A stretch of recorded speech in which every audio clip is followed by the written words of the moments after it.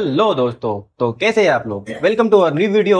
और इस वीडियो में हम कवर करने जा रहे हैं हमारे 12th के इंग्लिश लिटरेचर के चैप्टर 1 सेंटीमीटर, जो आपके शॉर्ट स्टोरीज सेक्शन का सबसे लास्ट चैप्टर है। हमने पहले से इसके 4 चैप्टर कवर कर लिए हैं और उनकी रिटन समरी कवर कर लिए है। अगर आपने वो वीडियोस नहीं देखे तो सबसे पहले चैनल पर विजिट कीजिए और उन वीडियोस को देख कर आइए। तो इस वीडियो में हम जो 1 सेंटीमीटर चैप्टर है, जिसको चाइनीज लेखिका बिसु मिन ने लिखा है, ये बहुत ही रोचक और बहुत ही शानदार कहानी है। इसको अपन डिस्कस करने जा रहे हैं। और इसमें सबसे पहले कैरेक्टर देख लेते हैं दोस्तों। इसके जो मेन कैरेक्टर है, जिसका नाम है ताओइंग, ये एक मदर है और इसका बेटा है जिसका नाम है जियाओ, ये वो उसका पुत्र है। ये इन दोनों के बीच में ही कहानी घूमती है और कहानी कैसे टर्न लेती है आपको बताता हूँ। कहानी की शुरुआत में ताओइंग के बारे में बताया जाता है। मिडिल क्लास फैमिली से आती है और वह एक कैंटीन फैक्ट्री में काम करती है। कैंटीन में उसे बेकरी का काम करना पड़ता है। वह केक वगैरह बनाती है, केक बना लेती है और कुछ पेस्ट्रीज वगैरह बनाती है। वो मतलब एक तरीके से पैसे बचाने वाली महिला है और वह अपने जीवन में इतना अधिक खर्च नहीं करती जितना उसे करना चाहिए। वो कभी कभी बस में सफर करती है वो, तो जब कंडक्टर लापरवाह होता है, केयरलेस होता है और मतलब ध्यान नहीं देता, तो वो टिकट भी नहीं लेती है बस का ट्रेवल करते समय। उसके पीछे उसका ये मानना है कि अगर मैं नहीं बैठूंगी तब भी बस वहीं जाएगी और मैं बैठ गई तब भी वहीं जाएगी। तो इस तुच्छ किसी सोच के साथ वो मतलब टिकट नहीं लेती है। ठीक है, वो मतलब थोड़ी बहुत कंजूस किस्म की महिला है। वो जितना संभव हो सके उतना पैसा बचाने की कोशिश करती है। वो क्या करती है, वह मतलब अपने जो बेटे हैं जिसका नाम है जियाओ, ये उसको समाज का सबसे वेल कल्चर्ड और बहुत ही सुसंस्कृत व्यक्ति बनाना चाहती है बड़ा होके। वो मतलब वो सबके साथ विनम्रता से व्यवहार करे, सब उसको अच्छा बोले, सब जियाओ की सब तारीफ वगैरह करे। तो जियाओ को वो ऐसा बनाना चाहती है। इसलिए जब भी वह जियाओ के साथ होती है, वह टिकट लेने से बिल्कुल भी नहीं चूकती। और जब कभी भी कुछ ऐसे मतलब ऐसे कुछ कंजूस कंजूस बनने का मौका आता है, तब भी वह जियाओ जब उसके साथ होता है तो वह कंजूसी नहीं दिखाती और मतलब उसके लिए, उसकी खुशी के लिए जो वो मांगता है वो उसे दे देती है। ठीक है, तो दोस्तों जिंदगी हंसी खुशी चल रही होती है ताओइंग की। और एक बार क्या होता है कि उसे कैंटीन से फ्री में एक मंदिर विजिट करने का टिकट दिया जाता है। बौद्ध टेम्पल था वो, मंदिर विजिट करने का वहां पे। तो चीन में एक नियम है दोस्तों कि कहीं भी कोई भी हो, भले से ट्रेवल कर रहा हो, चाहे से कहीं भी जा रहा हो, अगर जिसकी हाइट 110 सेंटीमीटर से कम है उसका टिकट नहीं लिया जाता दोस्तों। तो यही यही कहानी घूम फिर कर 110 सेंटीमीटर भी आएगी। देखो कैसे मतलब जियाओ ये और वो दोनों, जियाओ ये 8-9 साल का बच्चा है जिसकी हाइट अभी 110 सेंटीमीटर से कम है, यानी 109-108 सेंटीमीटर है उसकी हाइट। ठीक है, तो बहुत खुश होता है कि वो मंदिर में घूमने जाएंगे।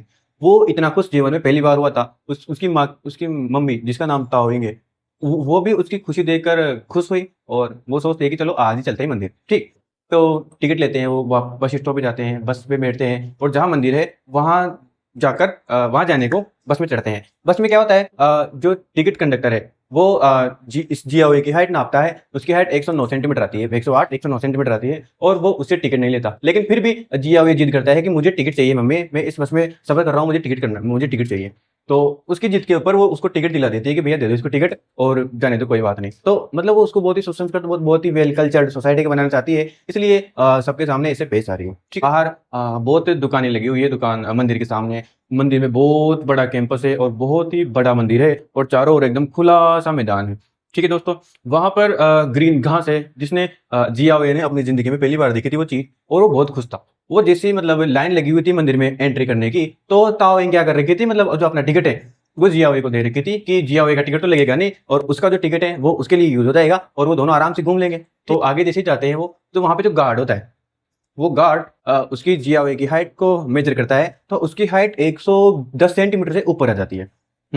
110 सेंटीमीटर से ऊपर आ जाती है, जिसकी हाइट अभी बस कंडक्टर ने नापी थी तो 109 सेंटीमीटर थी और उसकी हाइट कितनी आ जाती है, 111 सेंटीमीटर आ जाती है। तो इस मामले को लेकर जियाओ की माँ और उस गार्ड के बीच में झगड़ा हो जाता है। और उस बहस और झगड़े को देखकर जियाओ का जो मूड है वो बहुत अपसेट हो जाता है, बहुत ही खराब हो जाता है। और वो अपनी माँ के लिए सोचता है कि किस प्रकार से उसकी माँ एक तुच्छ छोटे से थोड़े पैसे बचाने के लिए मतलब झगड़ा वगैरह कर रही है, और उसका जो मूड खराब हो जाता है। और वो दोनों ही उस टेम्पल में विजिट नहीं करते हैं और वहां से दूर आ जाते हैं। जियाओ ये बोलता है कि माँ मुझे थोड़ी बहुत आइसक्रीम खानी है, आइसक्रीम दिला दो। तो आइसक्रीम खिलाती है उसको। तो आइसक्रीम खिला, जब वो खड़ा होता है तो बगल में देखती है कि वहां पर एक महिला है जो मतलब वजन को तोलती है और हाइट को नापती है।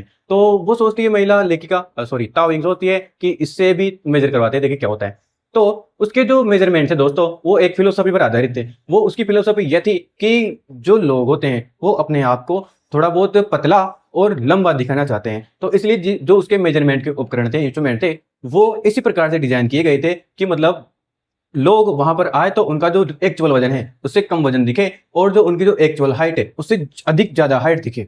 तो इस फिलोसफी पर उसके जो इंस्ट्रूमेंट थे वो आधारित थे। तो मतलब जियाओ ये और ताओइंग वहां पर उसकी हाइट मेजर करने जाते हैं, तो जियाओ ये की हाइट अगेन दोबारा से 111 सेंटीमीटर हो जाती है। यहीं पे जियाओ को थोड़ा बहुत और अफसोस होता है, थोड़ा बहुत और गुस्सा आता है, और अब तो वो ये सोचने लग जाता है कि मेरी माई है जो मतलब मुझे छोटा दिखाना चाहती है, और पूरी दुनिया जो वो नाप रही है मुझे, तो मैं 110 सेंटीमीटर से बढ़ा रहा हूँ और मैं खुद भी एक बच्चा नहीं रहा, अभी बड़ा हो गया हूँ, ऐसा कुछ सोचता है वो। और वहां से सब चल जाते हैं। तो मतलब अब ताओइंग के पास, ताओइंग बहुत ही दुविधा में है। अब उसे खुद को अपने बेटे के सामने निष्पक्ष और सही साबित करना है, इसलिए वो इंडिया के जैसे प्लान तो नहीं बनाती है कि बच्ची को उठाया और 2 चपाटे मारे और बोल दिया कि मैं उस दिन सही थी, तू क्या जानता है। लेकिन वो ये करती है, कैंटीन में उसका मन नहीं लग रहा था, कैंटीन के कामों में वो उसने लोगों के केक जला दिए, किसी का केक कच्चा रह गया, किसी की पेस्ट्रीज में दाने आ गए, और मतलब उसका वर्क में ध्यान ही नहीं लग रहा था।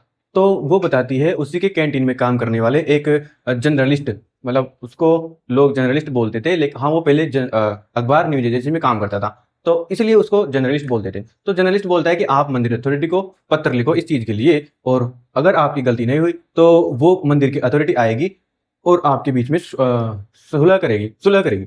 तो लेखिका ऐसा ही करती है, उसी की मदद से एक लेटर लिखती है मंदिर अथॉरिटी को, और ये बताती है कि आपने मतलब उस समय जो हमारे साथ है थोड़ा बहुत मेजरमेंट में थोड़ा बहुत मिस्टेक किया, और गार्ड ने हमारे साथ बहुत ही बदतमीजी के साथ व्यवहार किया, इसके मतलब आप कुछ कीजिए। लिख देती है वो लेटर। अब जो ड्यूरेशन होता है लेटर लिखने के बाद, जो मंदिर की अथॉरिटी से रिप्लाई आने का और गार्ड्स आने का, वो बहुत ही थोड़ा लंबा हो जाता है, 1.5 महीने का समय लग जाता है। और तब मंदिर अथॉरिटी के जो लोग हैं वो उनके घर पर आ जाते हैं, ताओइंग के घर पर, और जियाओ ये की हाइट से दोबारा नापते हैं और बोलते हैं कि मैम इसकी हाइट तो वही आ रही जो हमने उस समय नापी थी, 111 सेंटीमीटर। तो जियाओ ताओइंग बोलती है कि उस बात को 1.5 महीना हो गया है, और 1.5 महीने में मेरे बच्चे की हाइट 1 सेंटीमीटर नहीं बढ़ेगी क्या।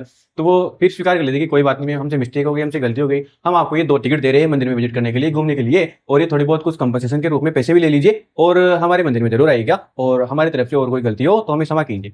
तो ताओइंग इन सबको लेने से साफ साफ इनकार कर देती थी, मना कर देती है। वो ये कहती है कि मुझे, मैं उस दिन सही थी, ये साबित कर दो मुझे, मेरे बेटे के सामने एकदम सही साबित कर दो, तभी मैं मानूंगी और तभी मैं तुम्हें जाने दूंगी। तो यही होता है दोस्तों हमारी स्टोरी का अंत। तो किस प्रकार से ताओइंग अपने आप को, स्वयं को जियाओ के सामने सही और सच्चा साबित करने के लिए गार्ड से, मंदिर की अथॉरिटी से लड़ जाती है, और किस प्रकार से उसे पैसों का लालच वगैरह नहीं है और फ्री में घूमने की भी इच्छा नहीं है, वो बस ये चाहती है कि ताओइंग अपने बच्चे के सामने सही साबित हो जाए। तो दोस्तों ये थी हमारी स्टोरी जिसका नाम था 1 सेंटीमीटर। जो पार्ट है उसमें हम इसकी रिटर्न समरी कवर करेंगे, जो आपके परीक्षा की दृष्टि से, आपके एग्जाम की दृष्टि से बहुत ही इंपॉर्टेंट होगी। तो thanks for watching our video, like our video and subscribe our channel.